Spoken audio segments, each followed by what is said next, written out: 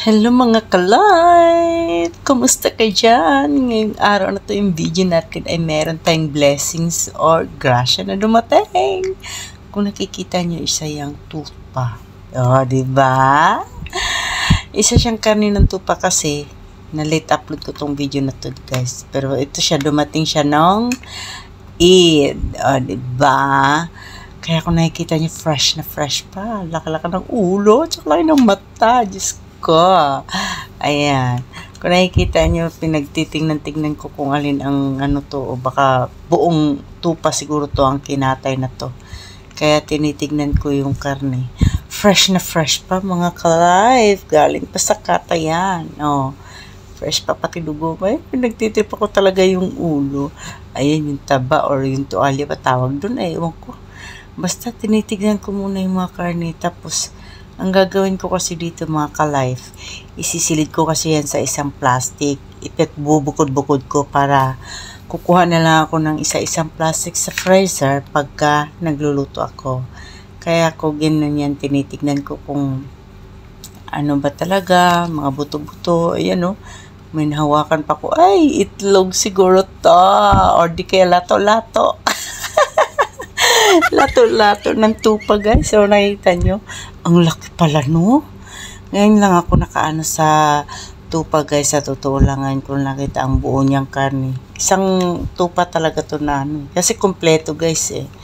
Meron siyang ano, may taba, may atay, may paa, ulo. Ay, Diyos ko, ayan na, kukuha na nga ako ng plastic kasi isisilid na natin siya sa mga plastic, mga ka-life. Yan, kung nakikita nyo, buti na lang pala yung nag-grocery kami ng amo ko. Naitabi ko yung mga plastic kasi kailangan kasi yan in case of emergency. O, diba? Kaya kagaya ngayon yan. O, napakinabangan din yung plastic na tinabi-tabi ko, diba? Ngayon, ang gagawin ko, ipagbukod-bukod ko na yung mga parte ng katawan ng tupa. Diba? Tupa ko noo. Ayan, kung nakikita niyo, pinagbukod-bukod ko yung may ribs, tsaka yung may paa, yung malaman-laman, tsaka yung mabuto-buto. Tapos, ilalagay ko siya sa mga plastic. Para pag ang laman sa isang plastic, isang lutuan yun mga ka-life. Ayan, kung nakikita nyo. Nilipat pa talaga yung camera kasi wala kasi mahawak sa akin sa camera. Kaya ayan, ang mahirap pagka ikaw lang mag-isa.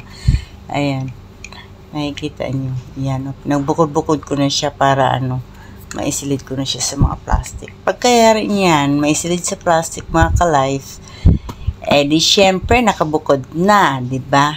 Kaya lang, habang dumating yan, ang amo ko, nagkukwentuhan kami kung anong planong lutuin kasi naitanong ko sa kanya kung ano ang gusto niyang gawin or kakainin. Gusto ba niya yung kainin yung ulo or ano. Tapos sabi niya, masarap daw yung ulo lalo na yung sa utak. Kaya natuwa naman ako kasi nagkaisip ako agad na parang gusto ko siyang gawing nilagang ulo, diba? Ayan, lalaki pa naman ng hiwa mga ka-life, Diyos ko. Ay, nako, buti na naman katikim na rin ng laham. Diba? Laham ang tawag niyan mga ka-life. Paano kasi? Araw-araw kaming manok, Diyos ko. Nauumay na ako sa kakaulam ng manok. Buti na lang may dumating na laham. Pero sa totoo lang mga ka-life, hindi ako mahilig magkakain ng mga ganyan kasi. Diba? Kita naman sa katawan, ang payat-payat. Ayan. Seryoso kayo ba? Seryoso kayo ba? Seryoso mga ka-life, diba?